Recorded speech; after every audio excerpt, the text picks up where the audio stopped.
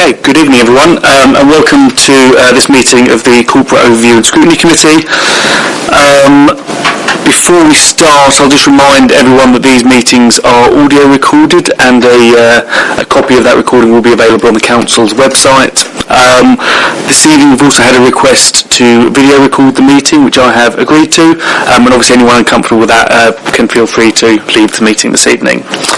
So I'll start with item number 1, apologies for absence.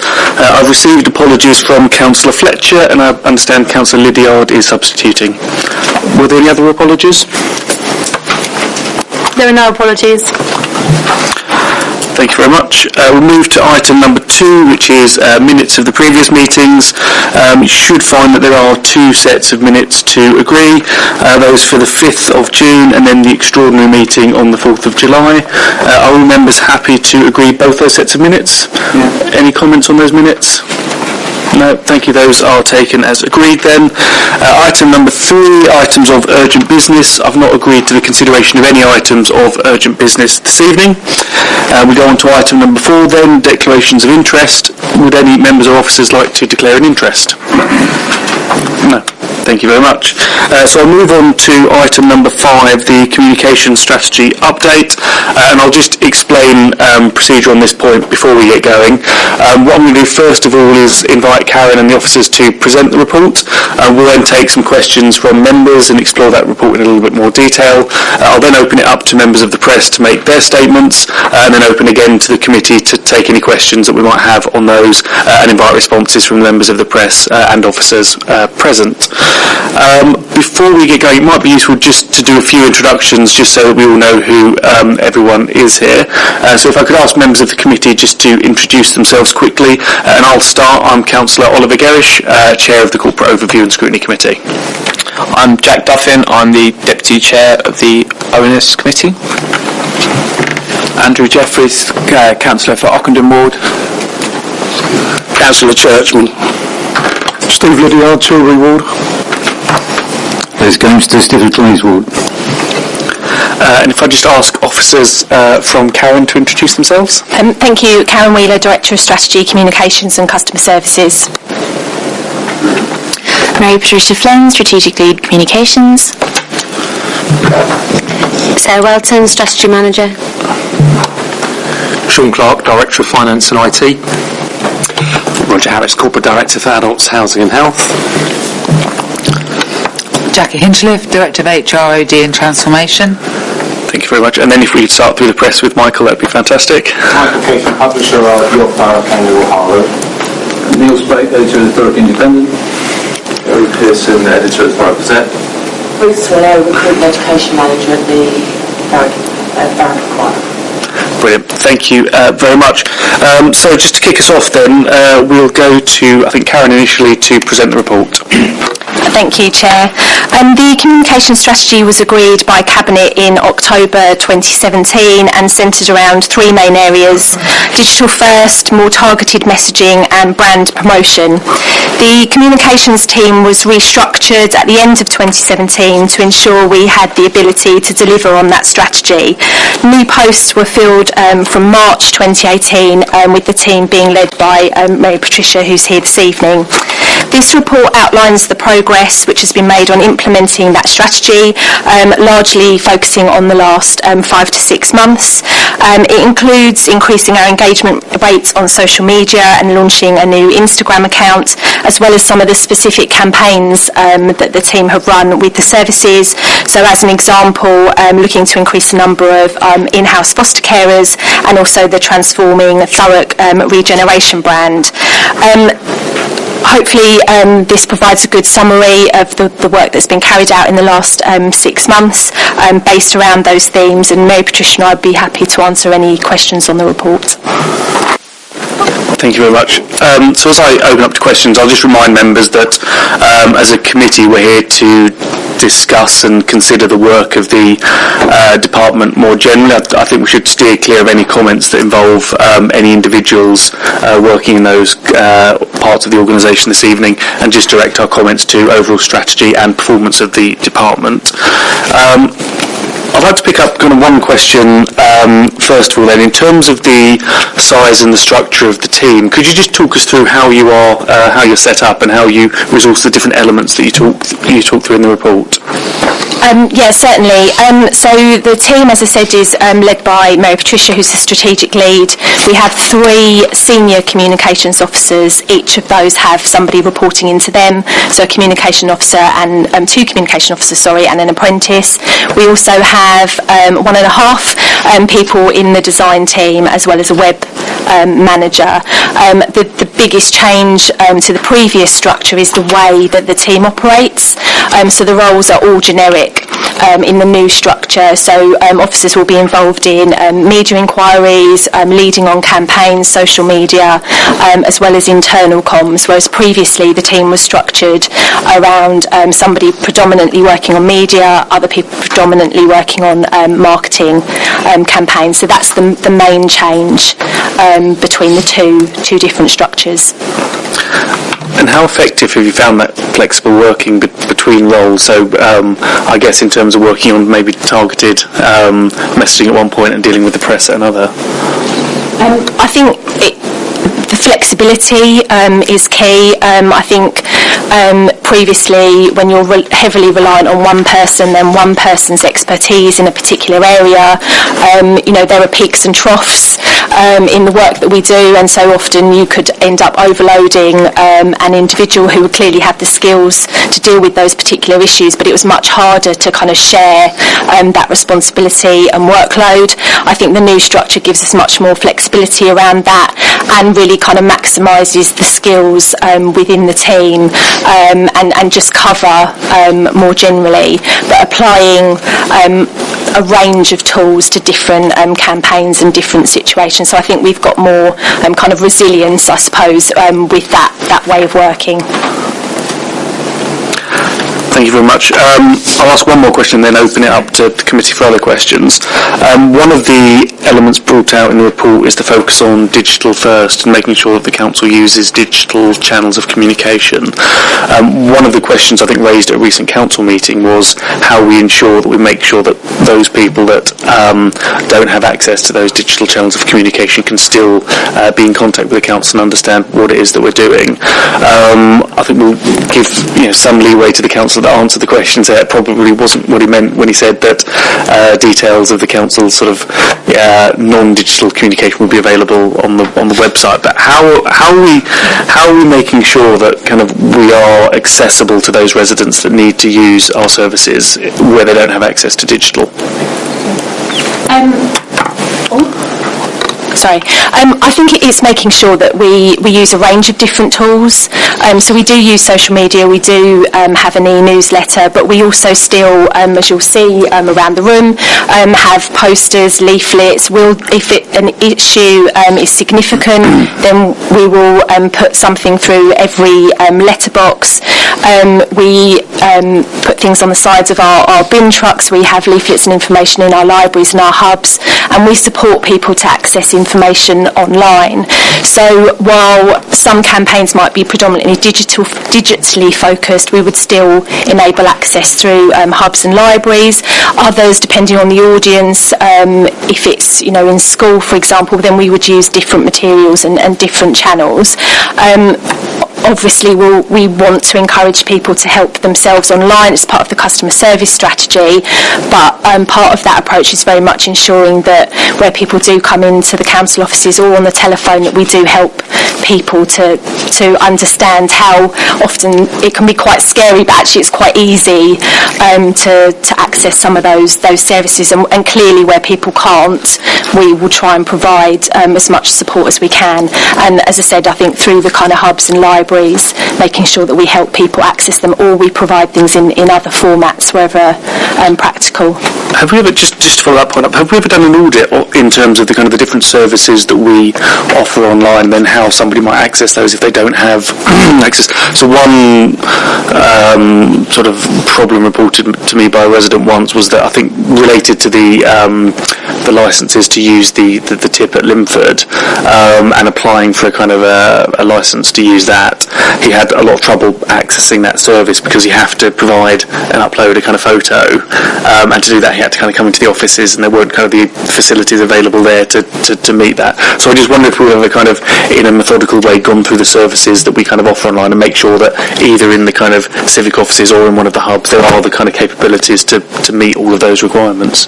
As part of developing the customer services strategy and in conjunction with the digital strategy as well, we've done quite a lot of work around that. So looking at what services, how they're provided, and what documentation, etc., needs to be provided, and whether that is possible to do it online or not. One most recent example is around the parking permits, similar to licensing. Previously, you'd have had no choice but to come into the council offices and produce those documents. As part of the changes in reception, we now have a self-scanning facility, but also now the ability to do that and make those applications online. So you can upload those documents, but you've still got the ability, if you can't do that, to come into the offices. So you're trying to provide people choice, really. But methodically, as you say, working through what are the high volume services is what we focused on. The high volume services where we know people call or have to come into the council office. How do we make some of those available online so people can, if they want to do it at 9 o'clock at night on a Sunday, they can. They don't have to make time to come into the council offices, and again through libraries and hubs providing people with support to do that. So as part of those two strategies, as opposed to the communication strategy, we have done quite a lot of work on what the high volume services are and where those can and can't be provided online, but particularly where there's documentation. That's quite challenging, but I think we've found ways, particularly with self-scanning, that we can kind of resolve some of those issues for some services, and we'll continue to look at that as part of delivering those two strategies going forward. Okay, Councillor Churchman. Yeah, I'd just like to carry on what Councillor Gerrish was saying. I had a couple of residents that really had a problem when they were having a problem with the same thing, like getting their tickets for the tip, and basically what it was, they were saying that they were ringing the council because they wasn't digitally minded or even had a smartphone. They were having a real problem with phoning the council, and basically they were just being told to go back to going digital. So really speaking, is that they actually wouldn't talk to her, but wouldn't give them any sort of advice, only just tell them to go back digital on to the library, which was they were finding extremely hard because there's only a couple of members of staff in our library, and they were helping as much as they could because they did try to communicate on the telephone. That's where I felt we could have done a little bit more on the phone to these residents. You see where I'm coming from? I'm happy to take that back and look at the licensing application issue specifically, because we shouldn't be kind of just refusing to assist people over the phone and refer them back. So I'll pick that up with the service manager.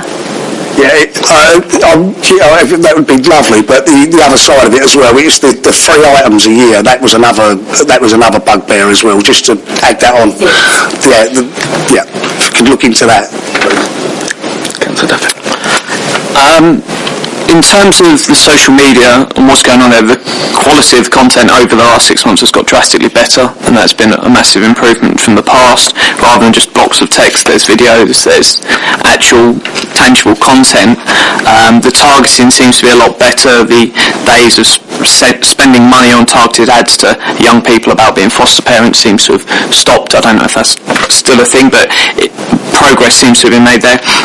The one thing that has just been a constant frustration, and forever since I've been elected as a councillor, seems to get worse every month, is getting sort of the communication between the media and the council. And over 5 different outlets have contacted me moaning at different points that they just can't get an answer, and at times something might go on your social media and then they haven't heard about it as media outlets or other things of you're telling councillors something that should be in the public domain, and the media have been requesting for weeks, and it's not getting to them.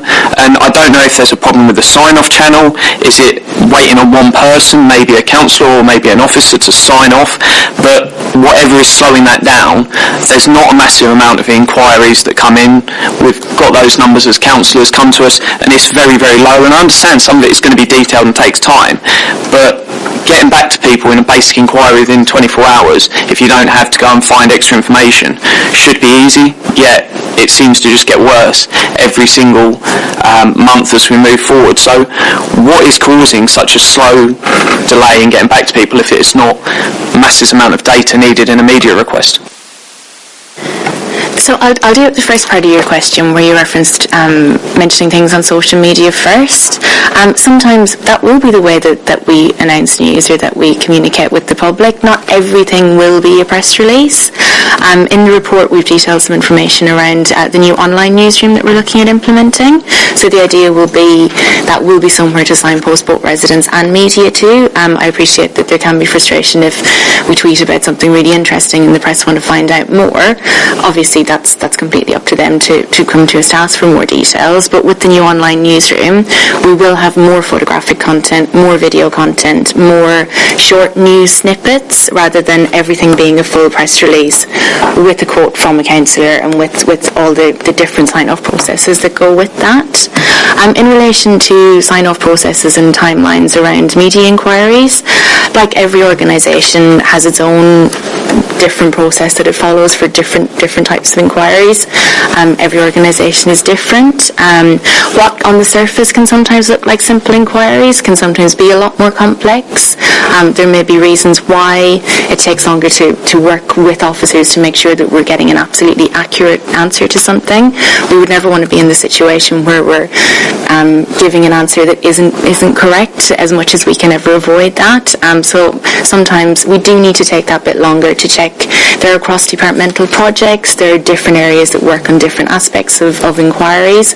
So as I say, it's not always the case that it's, something that looks on the outside like it can be answered very quickly, that we do need to make sure that we're talking to the right officers, that we're working with them to get out all the information that we can, and then we're issuing that response. I understand some stuff might take longer and need more, especially if you ask for figures across a year or something, might take time to come back, but there's been basic ones at times on, like, why wasn't the grass cut taking over a week to get a response, and things like that. It's got to move quicker. I've worked at the top of a large organisation doing press and media, so I understand how stressful it can be at times, but when councillors are given the information and the day later no one's spoken to the press, and then why is that not happening? I can understand you might put something on social media first, but an important piece of news which you're aiming as an organisation to contact as many people as possible and get the information out there, why cut the hand off of the people who are out there trying to help you? Because it's about putting your information through as many channels as possible, not taking sort of the new wave approach of like the Donald Trumps of we're only going to talk to our own media channels and ignore everyone else because we don't like what they're doing, and it feels like it's going that way more and more rather than let's use digital but as part of an overall strategy.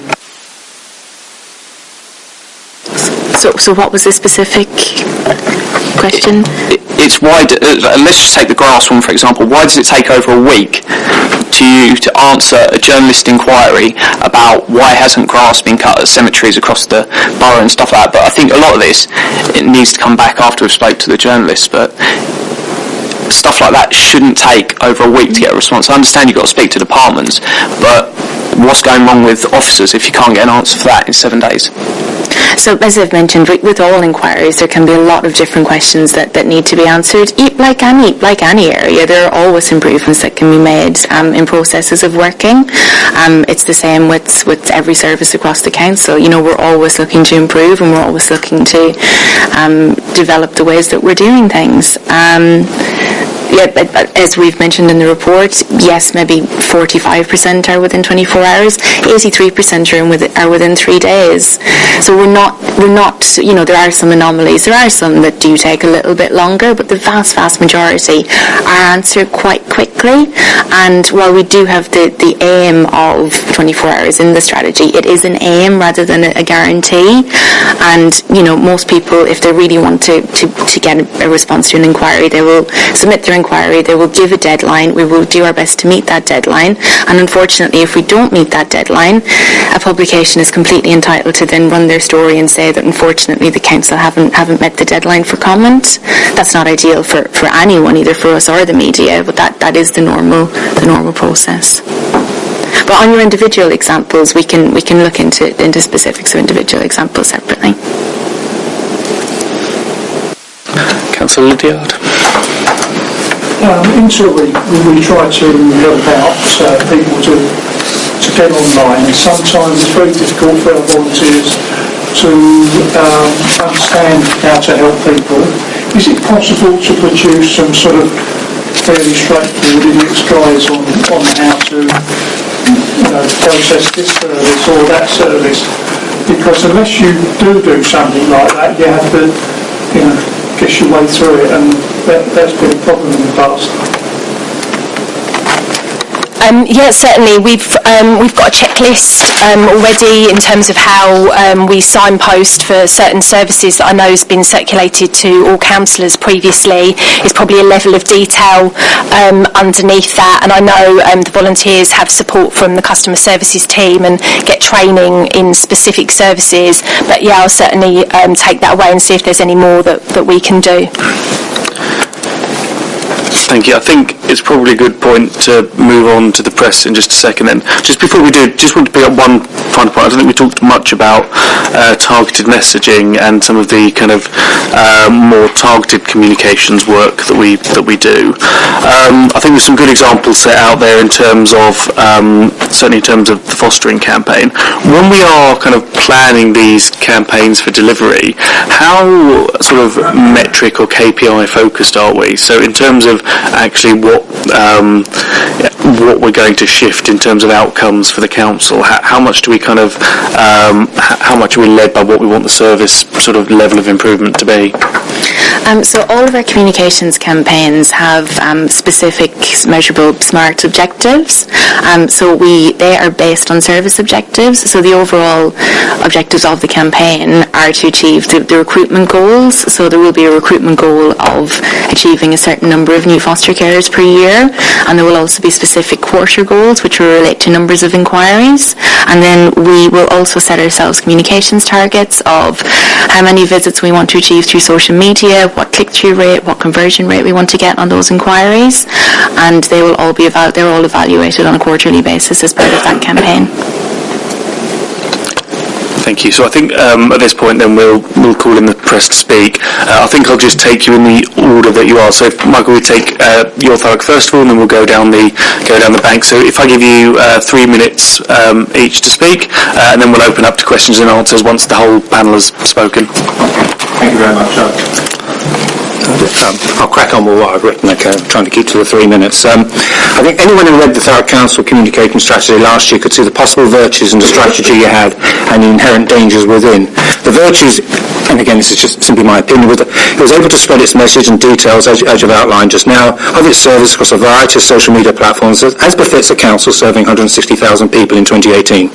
And sure enough, if you like me have a tweet deck which you're more or less tied to, for 24/7, you'll see Thurrock Council, Thurrock Biz, Thurrock Libraries, Love Grace, named as a few, tweeting out your brand, Thurrock brand, 24/7. But with those and focus on those parts related, but when it comes to relating to the press, the vibe I got with these were more, and what has been going on, is more like rules of engagement first, and not what it could be and should be, the foundations of partnerships with a number of media outlets. And even tonight, even so far, I feel the vibe of rules of engagement and not, as I said, partnerships. And I think what I've seen over a period of time, probably since June 2016, is a culture in the communication of rules of engagement, and in fact playing out, asserting your message in public, which I hadn't seen before in the previous 10 years. And I think I think it started with different press releases to do with Anglian Water in Grays Beach Park, Essex Police and the Manaway, Highways HA13, the previous Labour administration and litter, the general public using Basildon Hospital. The council seemed to be prepared to fight its battles in public. I'm just not saying that's the way I saw it, not right nor wrong, but saw it. And I felt, therefore, what has occurred in relation to the Thurrock Independent, if so, seemed to me part of a pattern of behaviour. Whether you see it as good behaviour, assertive behaviour, or indeed offending behaviour is up to yourself. But that's the way I saw it. How the communication strategy has gone since we last met, I think what I can't quite understand at times is that the delay thing that Councillor Duffin's referred to, whereas there used to be a system that seemed to be, just regarding interrelating with us and getting messages out, there seemed to be more, if it wasn't broke, don't fix it, but that might be seen very passive. I just looked at things like the black shot tyres, hottest day of the year, 9 days from the hottest day of the year, tyres on fire, smoke all over black shots, what should have been, emails put out, what should have been, I guess, hi, there's tyres, blah, blah, blah, simple questions put out in 9 days to get a reply. And it just didn't seem, if I was a ruling administration saying, hold on, we've got this clean it, cut it, fill it, it took us 9 days to say why you've got black smoke on the hottest day of the year so far. I think there's been other stuff, whether it's a Brexit impact plan or there's other stuff, but also things like the Barkham and Dagenham. I mean, the point you made in council, you're not being straight with us. And I asked questions about the Barkham and Dagenham contract. I didn't get straight answers in the question I was asking, and then I sit at your meeting and Councillor Collins went, it finished in March. You're just going, what? And I think also we've also examples where, we're here to do the good news. There's been good news stories that have been turned into bad news. And I thought that's quite a trick. And indeed the story I wrote yesterday on Thames Road car park. There's documentary evidence, July the 21st, August the 5th, August the 17th, August the 24th, litter. And the response, we clean it every week. Now, pass it on to the chair, a cleaner, greener, safer. Or indeed, how do you think the public will look at you looking at that? We clean it every week. And I just think it's become, you'll hear myself, you hear our colleagues, and I spoke to somebody who covered the whole county about getting that message out, and I won't say who they are, but they said tendering fine, Colchester fine, Basildon, somebody used to work for us fine, and when you said Thurrock, they said it's like banging your head against a brick wall. It's purely anecdotal from me, but that's the way I see it. And I just relate to it, in just my relationship with Harlow Council. So you're Harlow. And I think with Harlow Council, I think it's a partnership.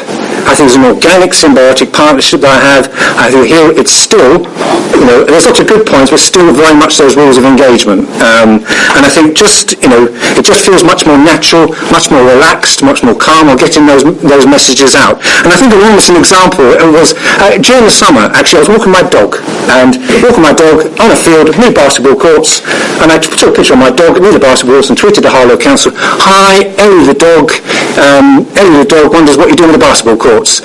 And Harlow Council replied, hi, good news hound, we're building the basketball courts, we'll have a good news story next week.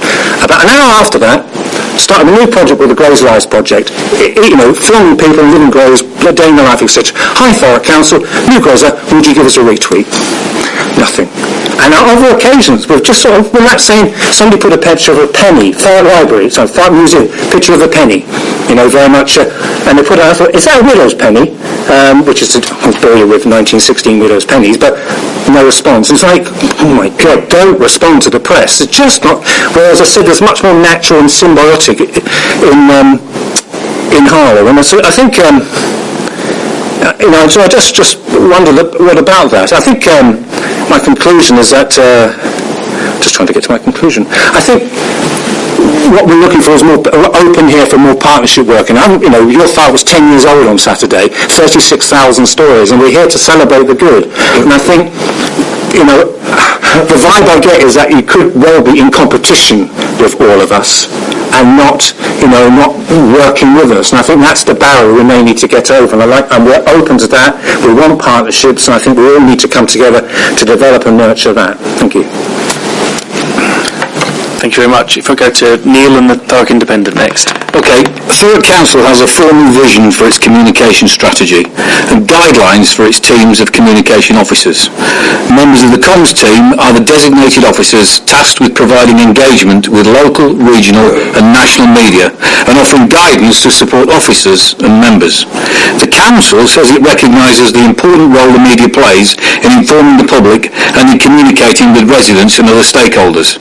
The Council would prefer to deal with media organisations who are members of the Independent Press Standards Association, known as IPSO, or other recognised regulatory bodies. However, it also recognises there are some media that are not members of these bodies, and the Council does not exclude them. Indeed, from time to time it works actively with them, perhaps best exemplified by the Chief Executive's personal interview last year with a leading columnist in The Guardian, an organisation that does not subscribe to IPSO. So it's clear the Council recognises the media as a broad church, and for that it is to be commended. It's to its credit. The Council Communications Department is certainly relatively well staffed. We've heard a little bit tonight from Karen. It has, as I wrote before that, to my knowledge, 3 senior executive communication officers and a strategic lead for communications, who's with us tonight, who are in turn assisted by a number of apprentices and support staff. My understanding is that there are other posts within the communications team who deal with commercial aspects of the Council's work, but I am not informed who they are. In fact, despite repeated requests going back to the turn of the year when a new communications regime was implemented, I have asked for a guide to which officers are responsible for particular subjects and contact information. Despite promises, Karen has promised several times, I have not received any. It's not been forthcoming. As a manager of the communications team for many years, including working within the public and voluntary sector, my opinion is that the department certainly has the capacity to deal with what media inquiries comes its way. In July, the portfolio holder for Central Services outlined the work of the comms team and said they had dealt with around 200 media inquiries since March, which certainly does not seem an excessive workload for the size of the team, particularly as it contains experienced press officers used to working in the environment of public service and media relationships. From the period March to June, which is 122 days, that equates to less than 2 press inquiries for 4 people to deal with per day. I recognise that among those 122 days there are weekends and bank holidays, but then again the Council operates an on-call rota with staff available through those periods, so it is not unreasonable to include them. Clearly, as outlined earlier, the communications officers have other duties, including offering support and advice to colleagues and councillors. But given there are 4 senior officers and the support team, not to mention a director of service, it does not seem the capacity of this team is stretched. But sadly, the system is not working. The communications team has a public directive which says it will, and I quote, aim to respond to any non-critical media requests or inquiries within 24 hours. For critical issues, inquiries will be dealt with out of hours where necessary to protect the Council's reputation, providing statements with the Council's response to a particular issue. Were a RAG judgment to be made on the performance level of the team to meet that guidance, it wouldn't just be red, it would be raging scarlet. I can say with absolute conviction and clarity that it is not just the Thurrock Independent that has to wait days or weeks for responses to legitimate questions. Other media organisations, including those represented tonight, have confirmed the problem. What is even more shocking is that many requests are ignored completely. This is not only showing contempt for the media, but more importantly, it shows contempt for local people, suggesting the communications department, and therefore the Council, always knows best. That is not so. Members will be aware that in recent months Thurrock Council has complained to its own nominated press watchdog, IPSO, about the Thurrock Independent over 2 front pages and associated stories.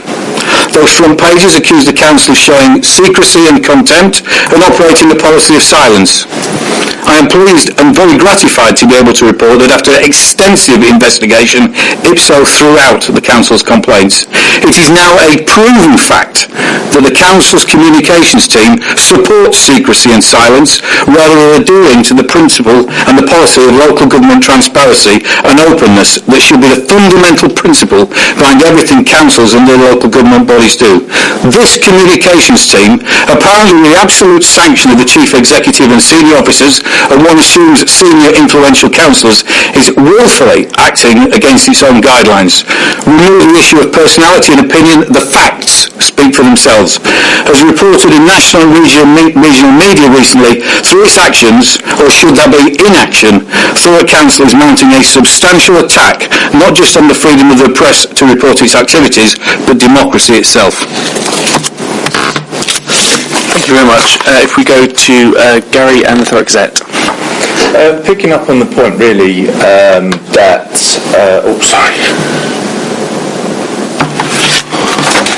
I think the main point I'd like to make is in terms of turnaround time. In my role, I'm not just editor of the Gazette, I deal with various councils across Essex and their press offices, and have done for years. And in terms of turnaround time, especially in a more digital age that we now find ourselves in, it's for a start, in terms of reactiveness, it's far too slow. And I will pick up on the story that Councillor Duffin was referring to, which was, I think, the Stamford Cemetery story, which we covered. We actually did 3 stories before we got the council's response, and that is Stamford's quite good territory for the Echo, so that's why that was covered in that regularity this week, in an issue that caused a lot of concern. And to have not got, and in my experience, to have not got a response of any kind within that sort of period of time is unusual. So I just, and to not labour on about that point, but and I listened to what Mary Patricia said earlier, but responding to Councillor Duffin, but I still can't get my head around why this takes so long on a simple inquiry, and that is a real pivotal point. And I get the more intensive the FOIs. I get that we can be, and even on the daily deadline we'd put a story like that back a day or two. But in terms of the longevity of some of those responses, I'd really like to know a little bit more explanation on the workings there for that. It's whether, because I'd assume a lot of them would be a straight to an officer response. Looking at how it is with other councils, those sort of responses. Let's really go on about this. But like, we put in a response maybe at 3 o'clock, and we could get a response by close of play, our deadline, which would be 8 o'clock that evening. So, and that's, I'm being genuine about that. In terms of the new drive for in social media and putting and tweeting stuff and trying to kind of go from that sort of platform, it bamboozles me why the local media aren't brought into those bigger issues that are relevant and important to the people of the borough. So that we'd have to spot that to be able to react to it and then ask the question. That seems in its way quite backward in terms of, if you want to get a message out there, then surely you draw the people that can get the message out there and get them on board. So it's not that, and as you've kind of going after that sort of strategy, then I think that level of communication needs to improve, and improve quick for the benefit for everyone. And just drawing tonight as well of something that Councillor Churchman said about the Linford tip. Now, something like that, if that was put out, it just explained very simplistically to the media, to a readership, especially on the Gazette that is of a certain generation, the majority of the readership on the Gazette, then that would be something that would be a very explanatory thing that we'd be happy to run, and I'm sure the other members of the press would be, to the terms of transparency. So again, I don't, on points like that, and I don't want to go on about loads of different examples, but just trying to draw them in for the ones that have been used this evening, is where I think things could, from my point of view, be improved very easily and very quickly. Thank you very much for that. And then we go next to Ruth at the Inquirer. Thank you. I'm going to take a bit of a different tack for my newspaper colleagues. I don't completely disagree with everything they've been saying, but I don't actually work in the editorial team. I'm standing in for a journalist who couldn't make it at the last minute. So I've come with a more overall approach from the Inquirer, which is, as you all probably know, a free local paper that tries to focus on good, positive community news, as well as offering readers things to do, education options, local jobs. So we aim to promote positive stories locally, and of course bad news does come up, but we'll always aim to show both sides of the story. The way we're distributed via newsagents, health centres, libraries, etc. means that we are picked up by a whole range of people of all different ages. We do also have the paper that you can read online and Twitter and so on, but we do feel most of our readers, particularly our more traditional, sometimes older readers, prefer the newspaper in their hands. Now I'm running around the building trying to get an idea of what people would want me to say today to represent the Inquirer, and actually we feel as an overall whole that we have a good relationship with the council. We receive press releases regularly, on time, for the aims of our purposes, to inform the local community about mainly positive things going on. That all works really well. We've got really good contact, particularly with the new strategy communications lead. Run a whole range of stories from primary schools doing this to efforts being made on Manaway with the lorries. Obviously recently we're featuring all the good news and the results, GCSEs, A-levels and so on. And all we want to do as a newspaper, like my colleagues do as well, is want to develop this further and obviously use the tools we have to let our readers know as much as we can, rather than beating each other up about it. Thank you very much. I think what I'll do first of all is I'll just go to officers to see if they want to respond to any of the particular points raised, and then we'll open to members to ask questions of either officers or the members of the press. Thank you. If I can just pick up on a couple of things. It's really helpful feedback. I think the majority of which is not new, because we meet with most of you regularly, either myself or Mary Patricia, so we do get that feedback on an ongoing basis. We absolutely do recognise the role that the local media play. It's certainly not a competition, and it shouldn't feel like that. I think there's a balance to be struck, and we touched on it earlier, between how we get our direct messages out to residents using the right channels and how we maximise the role and the opportunity that the local media provide at the same time. We put out press releases, but obviously the local media, any media, don't have to run those stories. We receive media inquiries, we do aim to respond, but we're not required to either. And again, as I say, I think there's a balance to be struck there. As we touched on before, we've spoken quite a lot about the aim around the 24 hours, and I think, as we said, the majority we are responding to within that kind of 24, 48 hour period, and clearly there are exceptions, and we need to take that away and we need to learn from that. And as Mary Patricia said earlier, we'll look at those specific examples that have been given and see what we could have done differently. A couple of other points. I think if there was a big issue, clearly we would want to brief the media. We wouldn't just be putting that out on social media. The majority of things that we would put out on social media first are, I suppose, quite immediate sort of incident type issues where we want to let people know that we're aware while we're working on something that's perhaps more detailed, where we are still getting information in. So I think something of a significant nature, then we would absolutely want to brief the media. I think just picking up on a couple of Neil's points, we've provided the generic email address, contact numbers including out of hours for the team. So actually nobody needs to worry about who they need to contact or who's on call.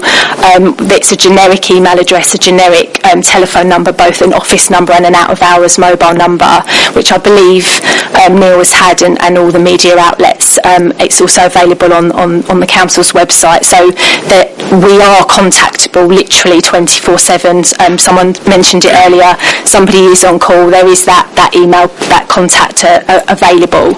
So I hope that's something that's useful.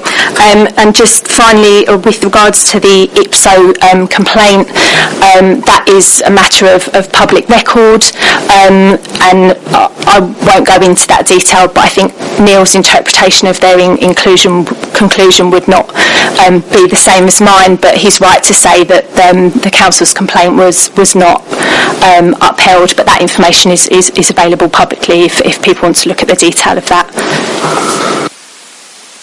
Thank you very much. So the first issue I'd like to explore in a bit more detail is this point around speed of response, because I think it's something that 3 of the 4 of the media organisations raised this evening. And I think you've got the kind of figure there around proportion of responses that we respond to in 24 hours. Could I maybe sort of ask the press, in terms of your experience with Thurrock Council, sort of first of all, sort of what is a typical response time, but also in terms of, I guess, how news is changing and developing, particularly as there's more of a digital focus. What does that mean in terms of what is a sort of a useful and realistic response time now compared to, if you go back 10 or 20 years to print editions when there was possibly a very different expectation? I think this isn't answering your question, which I'm surprised, but sometimes I do think, and I reflected upon this regarding the, Saturday morning, I think, because I work 24/7, so does the internet, and about the Thames Road car park, I tend to think, well, if you were going to promote your message 24/7, and if you've got all your Twitter accounts on Hootsuite, even though come to Lakeside when the Dartford Crossing is shut on a Wednesday night, then you've got to defend your message 24/7. Otherwise, you're looking like you're picking and choosing when you're a 21st century council digital first, and when you're a 1978 corner shop, well we're not actually opening up again till Tuesday, and then we'll work upon your, and I think that's a concern regarding response. That's more than answering your question. Yes, you get immediate responses. Let's be fair. So good, you're constantly saying that the bins haven't been collected without saying why, and so I asked why, and they said, well, it can be a variety of reasons, and we're good for you, but I asked that this afternoon and got a reply within 25 minutes. There's others, so you are still getting so that's fair. To let you know, we're getting those, just to be fair, off the record, blah blah blah. You're getting those, or indeed within an hour. I've asked for midday, 11:05 a.m. Hi Michael, we may not have the answer midday. Can we have a couple of hours? No problem. So there's still that which was before and after. I think it's because what's been promised. I think that's what we're looking at. What seems to have been promised, and why I can't recall, I said Blackshot Tiles or Thames Road car park, etc., etc. It's just, and other stuff where there's photo calls where we feel frozen out, etc. And I think sometimes there's that. Yeah, well, I'm going to talk about facts and not allegations and comments. Sorry, I'll just take Neil as well, and then you come back and... Sorry, he did not. Okay. I'm happy to wait if you want to answer that. It's for speed. It's fine by me. Yeah, if there's a kind of discrete answer to that, we can move on. Yeah. On your point around, as a user of Hootsuite and social media technologies, you understand the concept of the scheduled posts that go out over the weekend that aren't manual. With the 24-hour emergency on-call rota, while the communications team do operate that, not all council services will have people working out of hours in the evening and at the weekend. So if it is a query that comes through on Twitter that's a service-specific query, we won't always be in a position to answer that from our own information, and we're not always in the case where we can contact an officer who isn't on an on-call rota, is at home enjoying their weekend, and therefore we'd have to not answer it, or we don't put the officers under pressure to answer it until working hours again. So just to clarify. Thank you. Neil. Well, I'll just jump on the back of that answer. Without being rude, as the council would it be so much trouble? And I ask a lot of questions over the weekend by email to the communications generic address that I'm gratified to learn actually goes to the on-duty officer. a line back saying, thank you, we've received your call, we'll respond to you as soon as we possibly can, would be lovely. But we get nothing back. In terms of the conversation about your question you specifically asked, Oliver, I've got a list here of questions asked by Andy Lever. As you're probably well aware, the council don't talk to me or answer my questions anymore. But this is Andy Lever. Some are straightforward questions, some are minor queries dated from the 6th of August through to the 31st of August. There are 27 items on this list. 9 of those we have had no response to whatsoever. 5 of them were answered within 24 hours, within 36 hours. The rest have been a matter of 4 or 5 days, 6 days, 7 days, 9 days. The list is there. The dates that they were asked, I've come armed with facts, because it's important that you have facts, not just listening to talk, facts. These are all sent by email with dates and times on. And I've been supplying dates and times and facts and lists to Thurrock Council since March. And the reason I become vexatious and a nuisance is because I keep asking for facts. I keep asking for straightforward answers to straightforward questions. This council, this press team, does not like answering straight, simple, legitimate questions. There's one list. If you want, I can send you any more. They say that we're vexatious in some of the questions that we ask. I'm more than happy to invite every member of this committee and members of the public to come to my office and sit at my desk and trawl through my emails of the last year. You can read anything you like and you can read all the questions. And if you can find one that is not legitimate or vexatious, then I will apologise. Did you want to come back on any of those points? Okay, well, I think what I'll do next, I'll just open to the committee if there's any other questions that we also want to put. Councillor Duffin? I just want to get to the bottom of what is the process. So, an email comes in with an inquiry, you have to speak to an officer. Once that officer has responded, can the response go back, or does it need to go to councils, does it need to go to the chief exec? What happens? So depending on what the inquiry is, maybe Patricia touched on whether it crosses a number of services. So the first thing that would happen would be that kind of fact kind of check. Are we already aware of whatever the issue is, or just getting that basic information so that something can be drafted, and then it would go through a sign-off process, so through the relevant director, chief executive, and where appropriate to members, particularly if obviously we're going to quote the portfolio holder, then obviously they need to sign that off and agree that.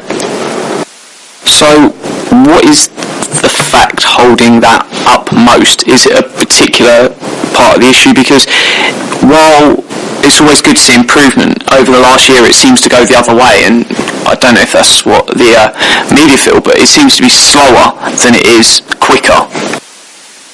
I think, as we've already said, over 80% are being responded to within 3 days. We absolutely try to get those through as quickly as possible, and we do appreciate the deadlines, particularly the print deadlines that the media are working to. It's a variety of issues. Obviously, you think of a number of things. Obviously, councillors have day jobs. It's not always easy for them to respond quickly. If it's particularly complex, if it's cross-department, making sure, as Mary Patricia touched on earlier, that we've got the absolute facts. Sometimes that includes a site visit or contacting other partners, and it is an exception rather than the rule is the point that I would make. That I think, as we've accepted, there are areas where we could do better, but it's not one particular issue. Every media inquiry is different, and some are clearly more straightforward than others. On something as simple as we don't comment on internal matters, taking over 24 hours to get a response, I can understand when there's something that you have to take ages to, but if that's your default answer, that should take 5 to 10 minutes to come to a conclusion. And stuff like the fact that you wouldn't talk to the media, and I got a non-confidential email, and we won't go into it, but I sent it to the media so that they could run a story that residents and they had been asking for over a week, and I end up with a threatening email from the council telling me that I can't forward non-confidential emails to the media because you won't speak to the media. Just seems to see how petty it's got, rather than trying to work with them. And stuff like every post you put on social media you're not going to send as a press release, but I see stuff on social media and sometimes text a journalist and go, have you seen this? And they're like, no. And it's actually newsworthy stuff. So I understand that you're not going to send every event at the Thames side maybe as a press release, but if something newsworthy happens, it takes no cost or any real time to copy and paste it into an email, hit press list, send all, and yeah, they might just delete it straight away, but there needs to be an active effort made to get information out, because they are the people that speak to the public as well, and we shouldn't be trying to hide it. Why not embrace the opportunity these journalists have?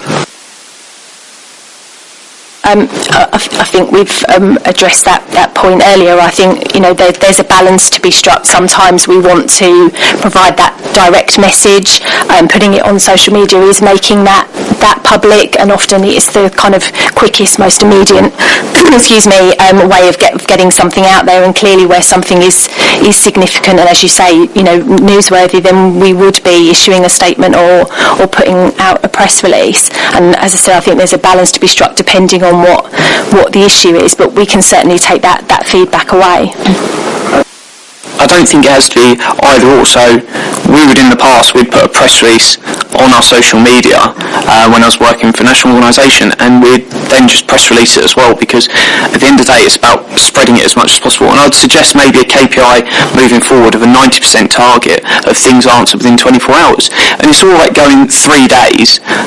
We're not living in that world anymore. We're living in a world, and within working days, I'm not expecting 24 hours on a weekend, but Monday to Friday, if it's been a whole working day, it should have a response by the next working day.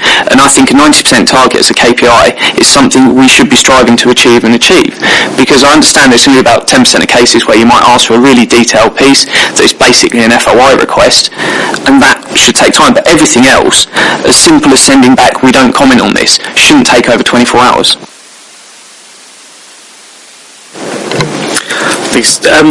The next point I'd quite like to explore is the point, I think Michael made it, that it sometimes feels like rules of engagement rather than a partnership. And I think clearly where the relationship between councils and local press have worked well, there is that kind of really strong sense of partnership. And I'm quite curious about the point around there being kind of the rotation in terms of contacts. And I wonder, how are the kind of the personal relationships between the kind of the team and the kind of local press? I think where it's worked kind of well, you tend to have people that develop those kind of quite strong personal relationships and the ability to kind of pick up the phone and have the conversation. Do we have that level of relationship with the press here, or are things a little bit more distant?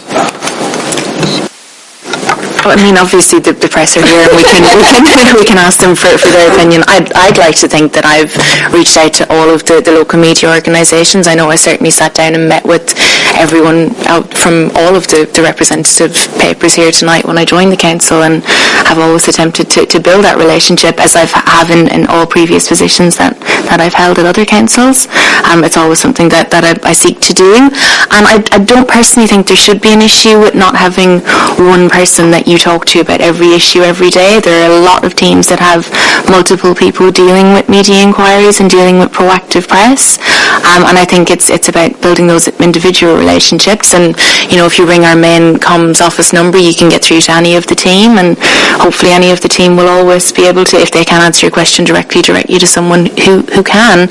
And then in my role, I'm always happy to take that lead on any questions or any interaction. Thanks. I think also with the team, we've got experienced comms officers who've worked in a number of local authorities, including locally, but also as journalists. So they do actually have experience of working on the other side of the fence, so do understand how that works, as well as having worked for partners. So I think it's not just even that the team is new and new to Thurrock. I think that there is that experience and kind of previous kind of contact before being part of the comms team. So I think, as Mary Patricia said, I think in the majority of cases we would all be able to pick up the phone to each other, and on a day-to-day basis that works well. I'll start with Ruth first of all. Thanks. Maybe our newspaper has a different way of doing things, and I can't necessarily speak for specific cases of any of the journalists because I'm not a journalist, but just as an overall feel of the paper, we feel that there's to and fro between us and the council, and particularly on a personal level when I deal with other things, and I certainly recall my colleagues would know who to call if they needed an answer to something. That's how I feel about it anyway. Frank, positive. Thank you. Neil? I'm pleased somebody's happy anyway, it's good. I was interested to hear earlier on that everybody's available to meet and that we have meetings, I think was the quote that Karen said. I haven't met Karen in the last sat down and had a chat with Karen other than bumping into her on a couple of meetings since going back to I would think probably June last year. I did have one meeting when Mary Patricia started, and it's all about earning respect and forging relationships and being honest with each other, and it was great. We got a new person coming in as strategic lead. I thought it was fantastic, and we agreed to meet in Costa's on the High Street, and we did meet, and we had a frank conversation. Let's all start from scratch, it's a new beginning, it's really great to meet you, blah blah blah blah blah, and we discussed all the things that were going on, and I'll be quite frank, you got an impression of what I'm like. I was fairly forthright in one or two things that I said about the way I felt about things. I felt I put all of my cards on the table. I was open, I was honest, I think I showed a degree of integrity. We ended the conversation. Anything that we haven't discussed, anything that we need to talk about, any problems, any issues, any relationships? No, everything's fine. That was on a Monday. On a Wednesday, I got a letter from IPSO that said a formal complaint has been lodged by Mary Patricia and had been filed the week before. Now, if that lady can sit there and talk about respect and having meetings, well, I'm sorry, she said it, not me. She said it, not me. I'm just going to have to stop you there. I think we're going to steer clear of kind of discussion of any of the kind of the detail of individual members of staff. I'll move on now to Councillor Duffin. One thing that sort of was really rife sort of 2 years ago when I started was the good news stories that came out of the council. There was lots of them, and I sort of brought it up I think earlier, a couple of months ago, and Councillor Howden responded and said I could send out 9 good news stories every day if I wanted, just on education. And it just seems to have, I don't know why, sort of over the 2 years, it just seems to be a reducing trend of there is good stuff the council does, and it just doesn't seem to want to tell anyone when it does something good.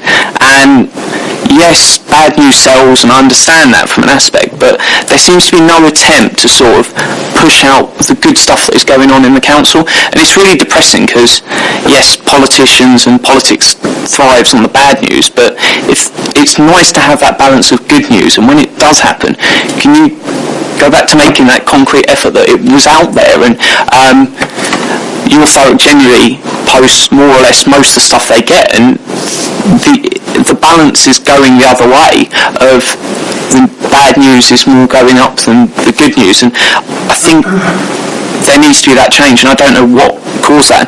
And what sort of off-the-record work was there? Because when I worked at the top of a political party doing press, there was journalists I absolutely hated. I'm not going to ask you to start throwing names and different views and opinions, but there was a mutual respect of we were the quickest party, we always answered quicker than anyone else, and there sort of grew a mutual respect. So when we called someone and goes, we can't get that back to you within an hour, half an hour, we're going to need 24 hours to do that, there was sort of you could phone them up off the record, they'd go, right, fair enough, because you're going to get it back to us within an hour if you had it. And building that sort of relationship allows you to go off the record and go, look guys, it's going to take a little bit of time. Can there be more done there? Because if you're faster on the other stuff, then when you do need to slow it down, there's sort of an expectation that there's a legitimate reason. Yeah, I completely take your point on the good news. We're always sort of seeking out good news stories about the council. I would point out that sometimes things that maybe you might think are negative stories, like prosecutions, to us they are actually a good news story, because it's good for the residents to know that we as a council are taking action and that we are prosecuting people who break the rules. We had our Discover Thurrock campaign during the summer, which I'm sure you saw, which was all about promoting Thurrock as a good place to come and to visit, and all of the fun and exciting events that were happening. We do a lot of positive media stories around the theatre and also around the museum, around World War I centenary. So we are getting those messages out there, but we can always do more, and we can always tell more good news stories. So definitely take your point on that.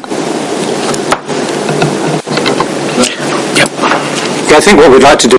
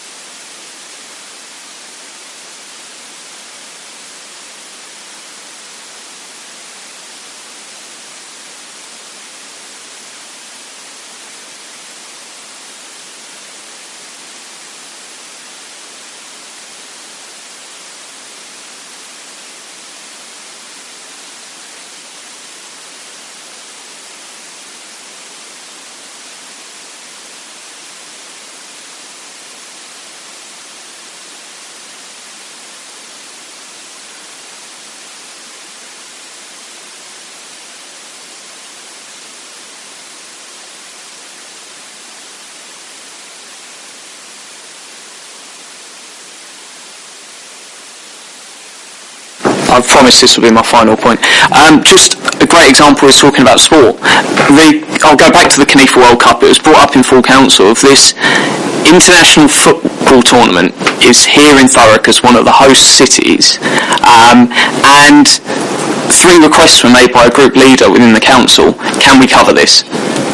And nothing came of it. And the fact that you've got a tournament that Sky News is pumping, major bookmakers in the country are pumping, people are talking about around the world, and the council can't be bothered to send one press release or promote it on any social media channels. It's just a frustration that when great opportunities and things happen, it seems like the council is just ignoring it, and it's working together, it's communicating, reaching out to clubs, because we have good news stories. If we make progress in the FA Cup for a team, we should be promoting that. Go down, support your club, there's things going on. Whether it's Thurrock T-Birds, good sports stories should be appearing on the council. It's not just about Thurrock Council, shouldn't just be about Thurrock Council, it should be about the whole of Thurrock, and good stuff that happens in Thurrock, even if it's just Thurrock Council would like to congratulate someone or things like that, promote it and show there's good things happening in our borough. I think Mary Patricia just touched on it. I think the Discover Thurrock is an example of us accepting that and acknowledging that. And as I think we said, there's certainly more we can do around that. And I know Mary Patricia's met with new people who've joined the service, particularly focused around sport as one example in terms of what else we can do. So we are actively picking that up. Councillor Jeffries, thank you. It was more for the press, just so I can understand a little bit more. My experience of social media, of what we as the council put out, are, particularly on Twitter, are things like bins weren't collected this Tuesday, so they'll be collected tomorrow. So it's an instant thing, a little bit late for press media, for paper media. And then when I see something with more detail, because we receive the press releases, I normally then see a press release followed. So I just wondered what sort of things are going out on social media, on Twitter, that you're not getting to hear about.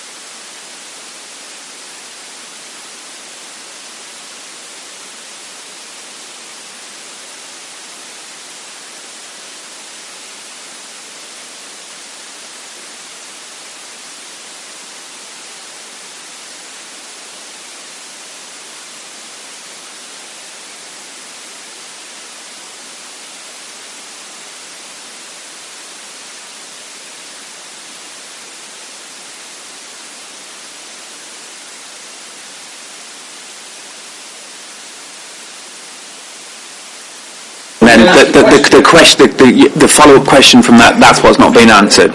But that's not, so this is...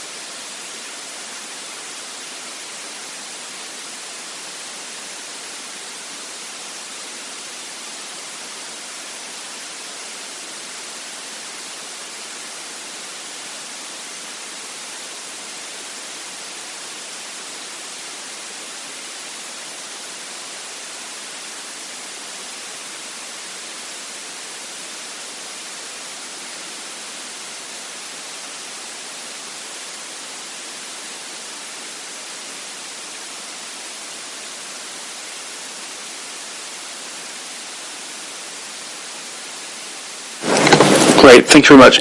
If there aren't any other questions then, Councillor Gamesley. Just one question. You mentioned earlier that you noticed a change in attitude since about 2016. Do you relate it to anything specific that happened at that time?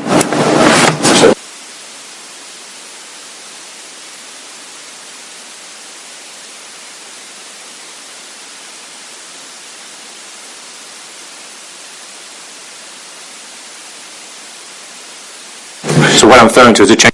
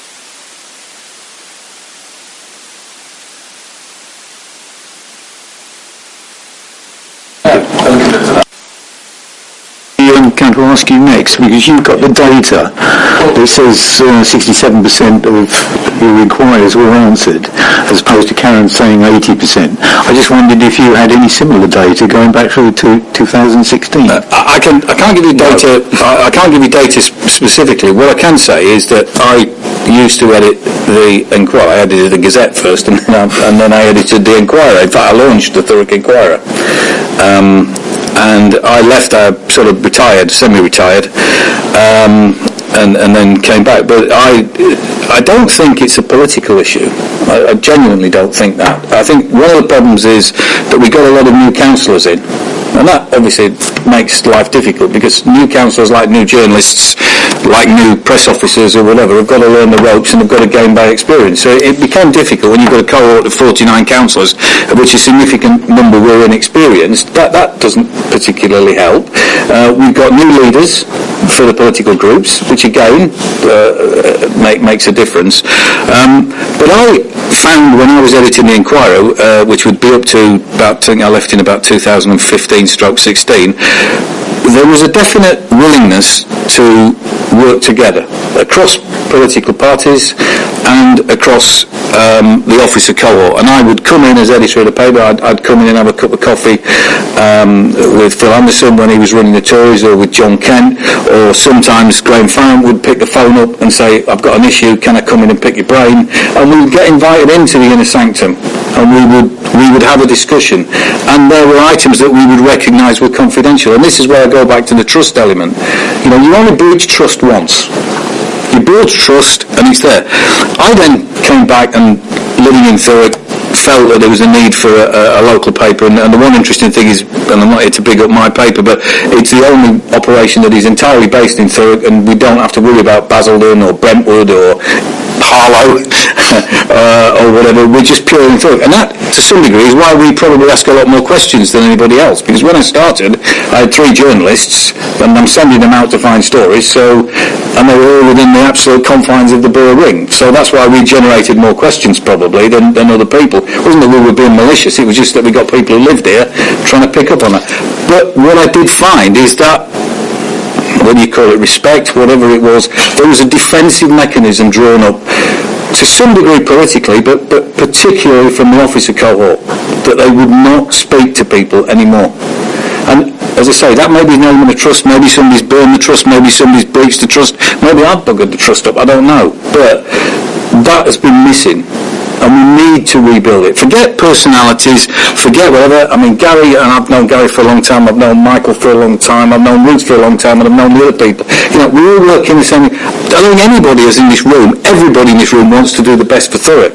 And for some bizarre reason, we're all at odds with each other and fighting each other and having ridiculous arguments with each other. And what we should be doing is putting this borough at the top of the agenda. And the press of all echelons and all descriptions has got a big role to play with that. Let's just all work together, for goodness sake. Thank you very much. I think on that note then, we'll look to pull the item to a close. In terms of summarising the views of the committee, the action that we're asked to take this evening in terms of the report is to comment on the progress. I think we've done that fairly extensively, but I think it's probably worth drawing out just a couple of key discussion points that we've had and pulling those into one place.